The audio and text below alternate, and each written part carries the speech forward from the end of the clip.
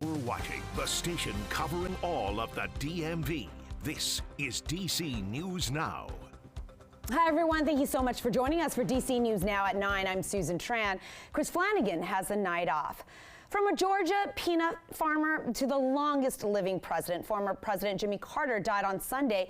He was 100 years old. He died in his Plains, Georgia home. He had been in hospice care for 22 months there. And the Carter Center says that he died surrounded by his family. The one-term president is the only commander-in-chief elected from Georgia. And a major part of his legacy comes from the 4 decades following his time in office. The late president is remembered as a man of faith who taught Sunday school before, after, and even during his presidency. DC News Now's Marielle Carbone takes us to the First Baptist Church in DuPont Circle, where he was a fixture during his time in office. President Jimmy Carter and his family attended the First Baptist Church of the city of Washington, D.C. while he was in office. You can see this plaque here marking the pew that the family sat in. Church leadership telling us today that even decades later, his legacy here still lives on. Each one of them filled out a little card. At the First Baptist Church of the city of Washington, D.C., a treasure trove of presidential history fills the sanctuary. These are some of the leaders in the class with the Carters. Julie Pennington Russell is the senior pastor and says the late President Jimmy Carter and his family joined the DuPont Circle Church just days after his inauguration in 1977. And then really began a 4-year journey with this church that was marked by great participation. Their membership, a way for Carter to create some normalcy during his 4 years as president. That community really grounded him. Not only was Carter's attendance at the church regular, I imagine it certainly as marked by this plaque on the pew he sat in, but the president taught Sunday school, leading the class from the balcony above the sanctuary. This audio clip is from one of his lessons. You get peace free because God loves us. He was very conversational, and he would often teach by asking questions. Pennington Russell says Carter's devotion leaves behind a standing legacy of justice, fairness, and faith. It had a monumental effect on the church, which she says will continue on long after the president's death. Some people like to draw the lines very tightly and to be eager to exclude. And Jimmy Carter was someone whose heart and mind were so wide. And the church will hold a prayer service to honor the late president on Sunday. That will happen at 6 o'clock. We'll get more details for you up on our website. That is dcnewsnow.com. Reporting in Northwest, I'm Marielle Carbone, DC News Now. We're learning more on the funeral plans as well for the late president. On Saturday, his body will be taken from Plains, Georgia, over to Atlanta, where he will lie in repose at the Carter Center. He'll then be flown to D.C. on the 7th. He'll lie in state at the Capitol Rotunda, and the public can pay their respects there on the 8th. The state funeral, that will be held on January 9th at the National Cathedral. You can see that's on the right side of your screen here. And after that service, his body will be flown back to Georgia, where he will be buried next to his late wife, Rosalind. All right, let us get a check on our forecast on this last Monday of 2024. And wow, it was a warm day. It was a warm one. It's getting a little chilly out there now, but all in all, cannot complain. We're about 10 degrees above average for this time of year. What a way to finish off the 2024 season, right? And going into your New Year's Eve. Not much changing, folks. The cloud coverage is going to become a little bit more widespread, and we are tracking our next storm system. But temperatures, they are going to be staying the same across the entire region. The breeze, it was minimal, really for tonight. This afternoon it started to pick up, right? And we're going to continue to watch this next frontal passage make its way through, and that's how winds will picking up to 25-30 miles per hour going into your Tuesday and Wednesday, stepping into 2025. A very noticeable wind flow coming out of the north and east. 43 right now out towards Winchester, 53 for DC metro area, so still mild, and some of these spots are about 20 to 25 degrees cooler compared to yesterday. Official highs today, 62 for DC, out towards Anne Arundel County, upper 50s. Not much changing tonight. We'll sit under mostly clear skies before our next frontal passage makes its way in by tomorrow afternoon. We'll look at the timing, Susan, of that rain coming up. All right, Janessa, thank you. The DC circulator bus service, it ends tomorrow, and that means riders will need to find other means of public transportation, and drivers will have to find a new job. DC News Now's Daniel Hamburg joins us live right near Union Station. And Daniel, what are folks saying about the loss of this service? Well, riders are disappointed, Susan. You'll start to see these signs disappear probably starting on Wednesday. I talked with one man who says from his southeast neighborhood, it's one of the easiest and quickest ways to get to a grocery store on this side of the river. And a lot of regular riders.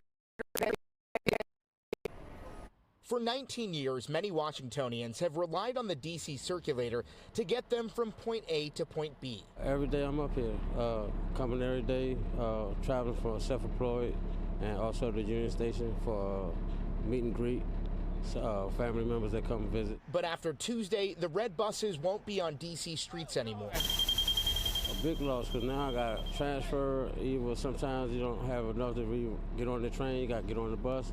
You got to transfer like 2-3 buses. During a short break, I asked this driver, do you have a job lined up? Or? Yeah, I'm going to meet.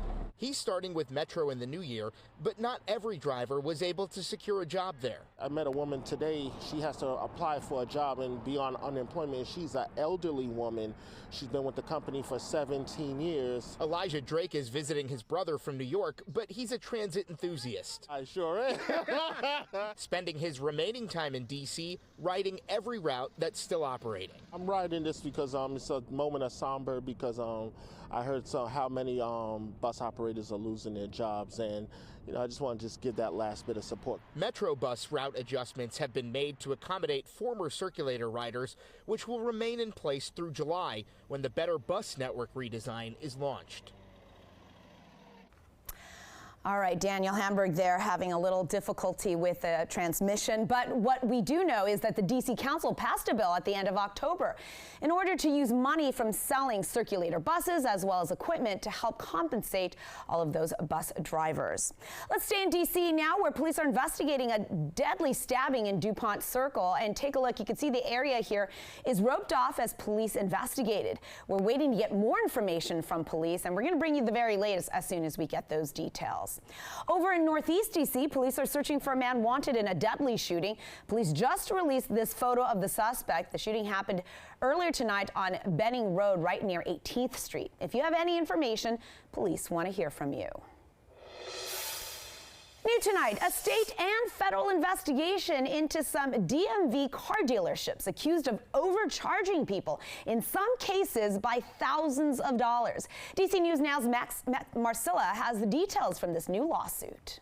New case against a few Lindsay car dealerships here in the DMV says for years people have come to shops like the one behind me thinking they were going to spend a certain amount on a car, and they've left after spending thousands of dollars more than that. Auto dealers need to be honest and transparent with their customers. Maryland Attorney General Anthony Brown with a strong message, delivered just days after this new suit filed in a Virginia court. Brown's office, alongside the Federal Trade Commission, says multiple Lindsay Automotive Group dealerships, including locations in Wheaton, Maryland, plus Woodbridge and Manassas in Virginia, have systematically deceived and overcharged buyers. What we've heard is a number of stories where, Lindsay advertised vehicles at low prices, and the prices weren't real. They added surprise fees that weren't disclosed. The complaint says that over 88% of customers paid more than the advertised price, most paying over $2,000 more. The goal is for us to recover money on behalf of consumers and get that money back to consumers. The goal is to get Lindsay in compliance with the law. They should not be hiding fees or forcing customers into extra purchases. But a Lindsay spokesperson denies the allegations. Here's part of what they told us. As a responsible company, we are committed to fully complying with the law and providing excellent customer service. We strongly refute any suggestion of improper conduct and will work to resolve this matter through the legal process. AG Brown says while his office is working to win this case and give the money back to people who were impacted, he also wants to use this as a chance to remind everyone who is shopping for a car to get a detailed list of all the costs up front and review it very carefully. Reporting in Wheaton, Max Marcilla, DC News Now. D.C.'s U.S. Attorney Matthew Graves is stepping down. President Biden nominated him for the post 3 years ago. He says it was an honor to serve and that his tenure of course, includes prosecuting hundreds of people for their role in the January 6th attacks. Graves did not give a reason for his resignation, but says January 16th will be his last day. And Bridget Fitzpatrick will be the acting U.S. attorney. Good news for some Metro riders. The Blue, Orange, and Silver Line construction work has wrapped up. WMATA says it was all done a full day ahead of schedule and $450,000 under budget. For the past 10 days, crews have been working on a whole list of projects there, including replacing 2,400 feet of tracks, deep cleaning those stations, and upgrading the lighting. Metro is now work zone free as it heads into the New Year's Eve. A holiday reminder as well. It'll be free to ride Metro tomorrow from 8 at night until 2 in the morning. There will also be 24-hour bus service on 14 different routes.